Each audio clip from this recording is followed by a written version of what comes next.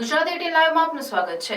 ડભોઈ સુપ્રસિદ્ધ યાત્રાધામ કરનાળી કુબેર ભંડારી મંદિર ખાતે નવા ટ્રસ્ટી મંડળ દ્વારા આગામી 22મી જાન્યુઆરી અયોધ્યા રામ મંદિર પ્રાણ પ્રતિષ્ઠા મહોત્સવને લઈ વિશેષ આયોજન કરવાના ભાગરૂપે પ્રેસ કોન્ફરન્સ રાખવામાં આવી હતી। આ પ્રસંગે પરિંદુ ભગત, દિનેશ ગિરી મહારાજ, નંદ ગિરી મહારાજ તેમજ નિરંજનભાઈ વૈદ્ય ટ્રસ્ટીઓ હાજર રહ્યા હતા। 108 શબરી બહેનો અને અહલ્યા તેમજ નાવિક બહેનો દ્વારા જળાભિષેક કરવામાં આવનાર હોવાની માહિતી પૂરી પાડી હતી। સમગ્ર દેશ અયોધ્યામાં રામલલ્લાના આગમનની પ્રતીક્ષા કરતા આતુર બન્યા છે। આગામી 22મી જાન્યુઆરી પ્રાણ પ્રતિષ્ઠા મહોત્સવ અયોધ્યા ખાતે થનાર છે, ત્યારે સમગ્ર દેશ આ ક્ષણનો સહભાગી બને તે માટે વિશેષ આયોજનો થઈ રહ્યા છે।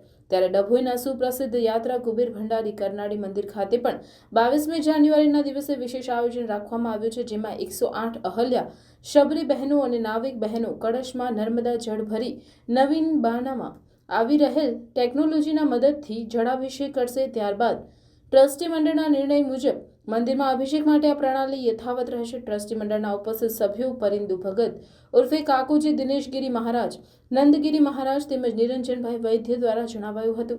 રામલલ્લાના અયોધ્યા પધરામણી લાઈવ દ્રશ્યો બતાવશે, સાથે 22મીના રોજ અહલ્યા બહેનો, શબરી બહેનો અને નાવિક બહેનોનું સાડી તેમજ રાશન કીટ આપી સન્માન અને સ્વાગત કરવામાં આવશે। 22 જાન્યુઆરી એ અત્યારે 14મી જાન્યુઆરી કરતાં અથવા 1લી જાન્યુઆરી કરતાં પણ લોકોમાં એક વધારે ઉત્સુકતાથી રાહ જોઈ રહ્યા છે। આખો દેશ અને સમગ્ર વિશ્વ રામ મંદિરની પ્રાણ પ્રતિષ્ઠાની રાહ જોઈને બેઠું છે, થનગની રહ્યું છે। વર્ષોથી જે રામ મંદિરની આપણે ઈચ્છા રાખીને બેઠા હતા, તે ઘણા સંઘર્ષ પછી અને આદરણીય વડાપ્રધાન શ્રી નરેન્દ્રભાઈ મોદીની ઈચ્છા શક્તિથી અને આદરણીય કોર્ટના આદેશથી આ રામ મંદિર બની રહ્યું છે। 22મી તારીખે એની પ્રાણ પ્રતિષ્ઠા થઈ રહી છે।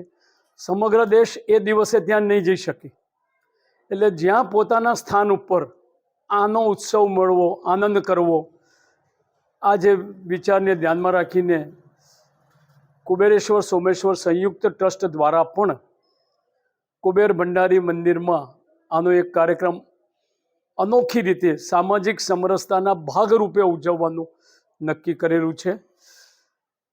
સવારે 9 વાગ્યાથી હવન પૂજા શરૂ થશે। 10:30 વાગે રામના પ્રિય પાત્ર, પ્રભુ શ્રી રામના પ્રિય પાત્ર અહલ્યાજી, શબરીજી અને નાવિક, જે આપણે ઘણા બધાએ રામાયણની વાર્તામાં સાંભળ્યા છે, એમના દ્વારા પોતે જળ લઈને નર્મદાજીનું મસ્તક ઉપર મંદિરમાં પધારશે। મંદિરમાં એમનું સ્વાગત કરવામાં આવશે, સંતો દ્વારા એમનું પૂજન કરવામાં આવશે। એમના દ્વારા લાવેલું જળ એ એક પાત્રમાં એકઠું કરવામાં આવશે। ના એકઠું કરેલું જળ એ મિકેનિકલ પ્રોસેસથી, એટલે મશીનથી, મોટરથીની સિસ્ટમથી કુબેર ભંડારી દાદા ઉપર એમનો જળાભિષેક કરવામાં આવશે। ત્યારબાદ મહાઆરતીના સમયે ત્યાં જેટલા વાગે 12:28 આરતીને પૂજન છે, એ પછી મહાઆરતી છે, તે મહાઆરતી વખતે પણ અહીંયા હાજર રહેલા ભક્તો અને આ તમામ અહલ્યા અને શબરીને બહેનોને આરતી દીપ આપવામાં આવશે ને આરતી દ્વારા એ લોકો બધા મહાઆરતી કરશે। પ્રસાદ લઈને પછી પોતે વિસર્જિત થશે।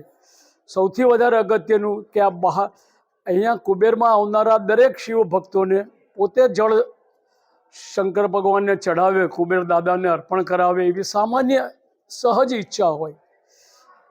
આ નિર્ણય, આ લાભ મળી રહે અને મંદિરના ગર્ભગૃહમાં ભીડ ન થાય, એટલે હવે મંદિરમાં આરતી થયા પછી કોઈ ગર્ભગૃહમાં નહીં જઈ શકે। બહારથી તમે મંદિરમાં કહેશો, પાત્રમાં પાણી હશે, તમે કહેશો તો એક લોટા કળશમાં તમને પાણી આપવામાં આવશે ને પાણી ત્યાં જ મૂકેલી ફનલમાં તમે નાખશો ને પછી મશીનથી, મોટરથી એ પાણી સીધું કુબેર દાદાને અભિષેક થશે। ન્યાય નિર્ણય એ કાલથી જ થશે, એટલે 22મીથી જ થશે. એટલે કે શરૂઆત અહલ્યા અને શબરીથી કર્યા પછી એ નિરંતર ચાલુ રહેશે.